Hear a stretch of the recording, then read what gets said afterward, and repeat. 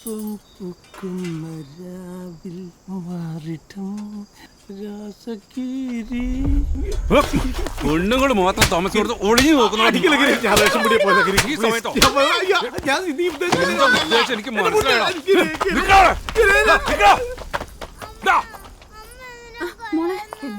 എന്താ മോളെ? അമ്മേ, ആടെ ഒരാള് ഗിരിയേട്ടനെ ഓടിച്ചു വിട്ടെ. പാതിരാത്രിക്ക് ഓരോരുത്തന്മാര് വീട്ടിലേക്ക് കയറി വരാൻ തുടങ്ങി. അന്റെ മോനുണ്ടെങ്കിൽ ഇതൊന്നും ഉണ്ടാവില്ലേനു.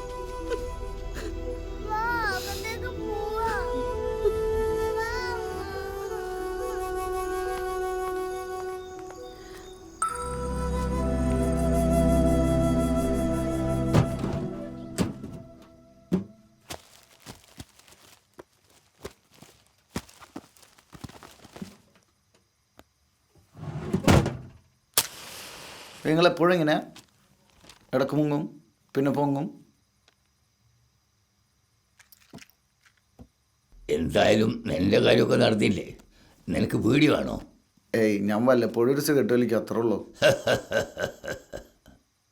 ഈ ബീഡിയിലേക്കുള്ളിലൂടെ വരുന്ന പുക ചുണ്ടിലെത്തുമ്പോൾ മനസ്സിന് കിട്ടുന്നൊരു സുഖം ഒരു സിഗരറ്റിനും കിട്ടൂല. എൻ്റെ പ്രണയത്തിന് പോലും ഈ ബീഡിയുടെ മണ.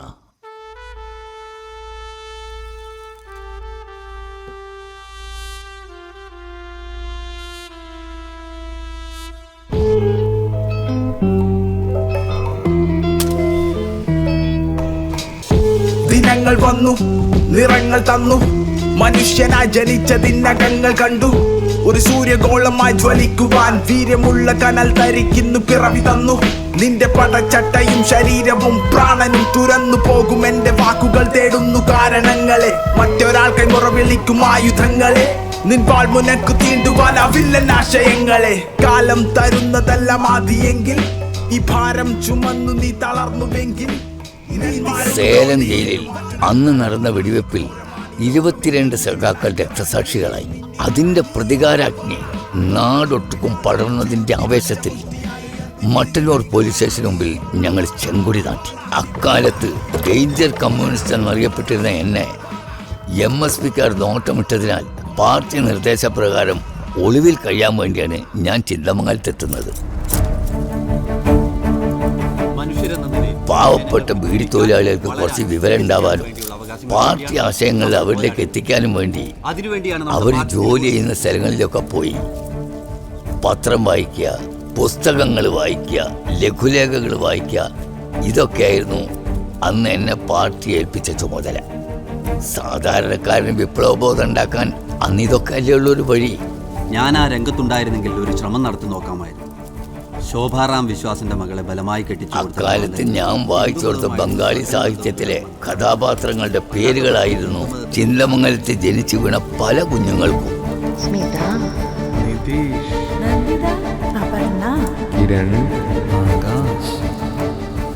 ബീഡി തൊഴിലാളികളെ ചൂഷണം ചെയ്യുന്ന കാര്യത്തിൽ അന്നത്തെ തമ്പ്രാക്കന്മാരെ പോലെ തന്നെ ബീഡി കമ്പനി മുതലാളിമാരും വലിയ മോശം ഉണ്ടായിരുന്നില്ല.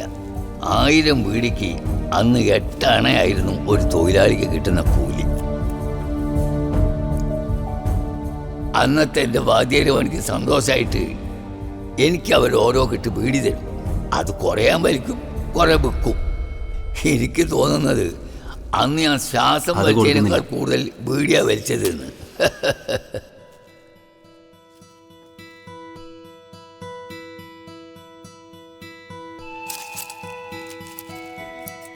അവിടെ വെച്ചാണ് ഞാൻ അവളെ ആദ്യമായിട്ട് കാണുന്നത്.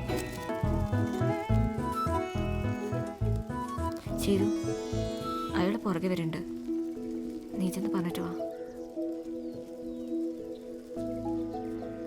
അതൊരു പാവം നമ്പ്യാരൂട്ടിയാ. വലിയൊരു തറവാട്ടി പറഞ്ഞിട്ടും ഇതുപോലൊരു ബീഡി തെറുപ്പ് കേന്ദ്രത്തിൽ വന്ന് പണിയെടുക്കണമെങ്കിൽ അതിന്റെ സ്ഥിതി ഒന്ന് ആലോചിച്ച് നോക്കേ. വലിയ കഷ്ടാ. അവക്കേ 7 ചൊവ്വയത്രേ ജാതകദോഷം. ചൊവ്വയോ? ആമ്പ്ര.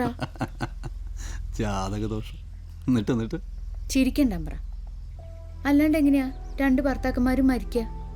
ദോഷം ചാർത്തി കൊടുത്തവരെന്നെ ഒളിഞ്ഞും പതിഞ്ഞും ചായ്പിൽ ഉപദ്രവിക്കാൻ ചെന്നു തുടങ്ങിയപ്പോഴാ എന്റെ കൂരയിലേക്ക് ഞാൻ കൂട്ടിക്കൊണ്ടു വന്നത്. അതൊരു പാവ.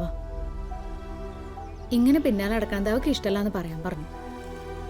അതിന് വിട്ടേക്ക് അമ്പ്ര.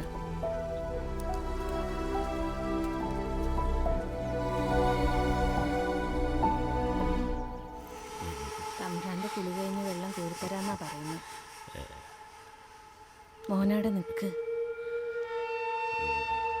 ഈ തമ്പ്രാന്റെ കുളിപ്പളങ്ങാൻ കഴിയോ? ഇന്നലെ ഇങ്ങനെ തന്നെയായിരുന്നു. കുറേ കഴിഞ്ഞ് വെള്ളം കിട്ടാൻ.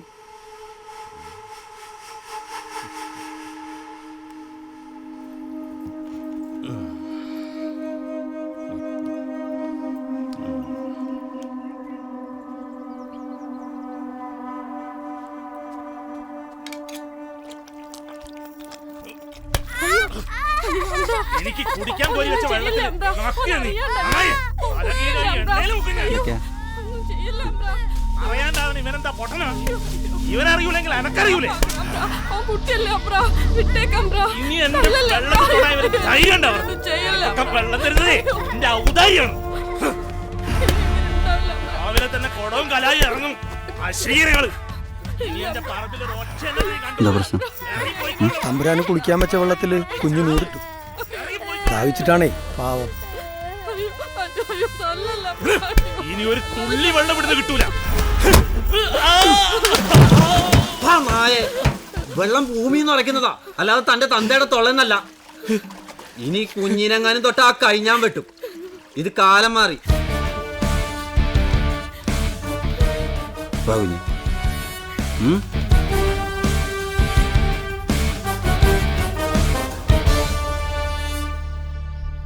നിന്നെ പൊട്ടാന്ന് വിളിച്ച തമ്പുരാനെ നീ കീഴാളനാക്കണം. ഞാൻ ആലോചിച്ചിട്ട് അതിനൊരൊറ്റ വഴിയുള്ളൂ. എന്താ അറിയോ? തമ്പുരാൻ ആകെ പേടിയുള്ളത് ഒരൊറ്റ കാര്യത്തിന്, ദൈവത്തിന്.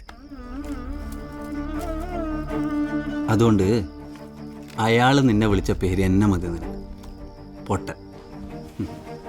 വെറും പൊട്ടനല്ല, പൊട്ടൻ തെയ്യം.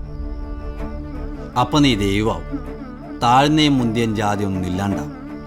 ജന്മി വന്ന് നിന്റെ കാലിൽ വീഴും. അന്നേരം നിനക്ക് അവനോടൊന്നും പറയാം, അവനോടൊന്നും ചോദിക്കാൻ ചെയ്യും. അപ്പൊ നീ ആരാ? പൊട്ടൻ തെയ്യം.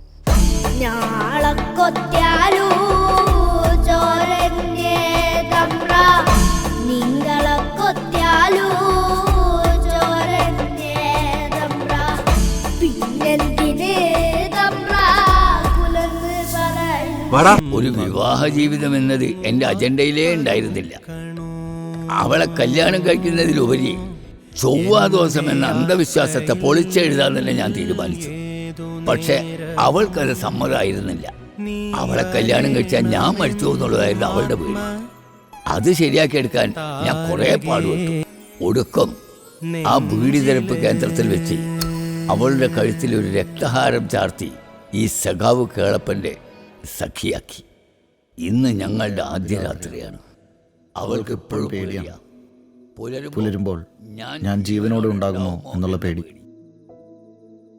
എന്നിട്ട് എന്ത് പറ്റി?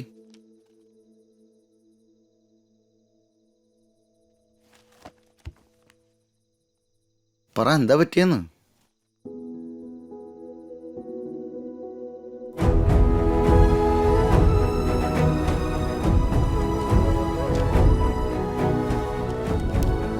അവൾക്ക് ഇപ്പോഴും നല്ല പേടിയുണ്ട്.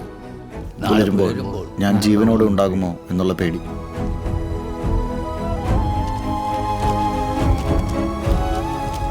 അവിടെ വെച്ചാണ് ഞാൻ അവളെ ആദ്യമായിട്ട് കാണുന്നത്. 17-18 വയസ്സുള്ള ഒരു സുന്ദരി കുട്ടി.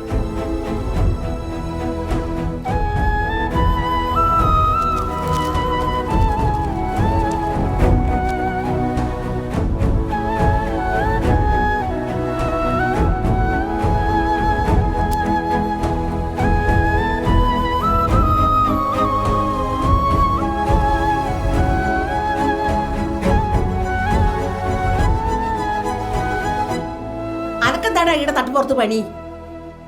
അന്നോട് ഞാൻ പറഞ്ഞില്ല ഇങ്ങോട്ട് കയറരുതെന്ന്. വേഗം ഇങ്ങോട്ട് ഇറങ്ങിയാട്ടെ. എന്റെ കേളപ്പേട്ടന്റെ സാധനം മുഴുവൻ ചവിട്ടി നശിപ്പിച്ചിട്ടുണ്ടാവും ചക്കൻ.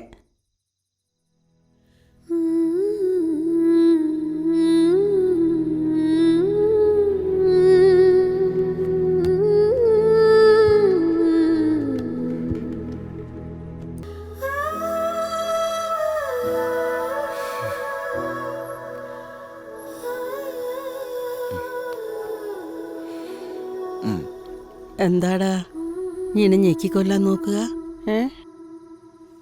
നിങ്ങൾക്ക് ചൊവ്വാദോഷം ഉണ്ടായിരുന്നല്ലേ? എന്നിട്ട് കേളപ്പൻ ചേട്ടനെ കല്യാണം കഴിച്ചിട്ട് കുഴപ്പമൊന്നുണ്ടായില്ല? ചൊവ്വാദോഷം, മാങ്ങാത്തൊലി അങ്ങനെയൊന്നും ഉണ്ടായിരുന്നെങ്കിൽ ഞാനും മൂപ്പരും 10-50 കൊല്ലം ഒന്നിച്ച് ജീവിക്കായിനോ?